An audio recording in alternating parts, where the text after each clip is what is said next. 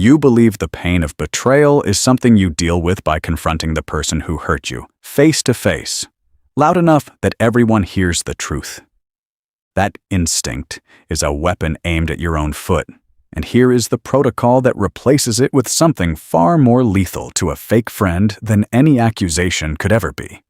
You will learn why silence, not confrontation, is what actually forces a backstabber to expose themselves in front of everyone who matters. Here is the moment. You find out. A friend, someone you trusted with details of your life, has been talking about you behind your back, twisting your words, painting you as something you are not to people whose opinion you value. The first instinct that floods your body is heat. You want to call them right now. You want to list every word they said, throw it back in their face, demand an apology in front of witnesses. Stop! That instinct is not strength. It is the trap closing around you, and you are walking into it willingly. The moment you confront loudly, you hand the backstabber the exact script they need. They cry. They deny. They turn the room against you by playing the victim of your outburst. You become the unstable one, the dramatic one, while they walk away untouched. This is the trap. Never fall into it. The real weapon is what psychologists studying assertive communication call the gray rock technique, paired with something even colder: withdrawal without explanation. Phase 1. You say nothing to the person who betrayed you. Not a word of accusation, not a hint that you know. When they speak to you, you respond in flat, minimal tones. No warmth, no coldness either. Just neutral. If they ask what is wrong, you say calmly, "Everything is fine. I am just busy." This single line is your shield. It gives them nothing to react to, nothing to twist into a story about your instability. This is where you understand something most people never grasp about psychological armor.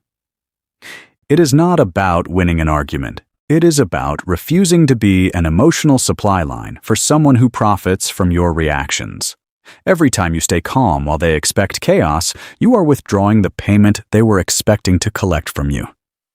If your armor is holding right now, you already know this feeling of quiet control, and it is worth strengthening deliberately, not by accident. Phase 2. You reduce access.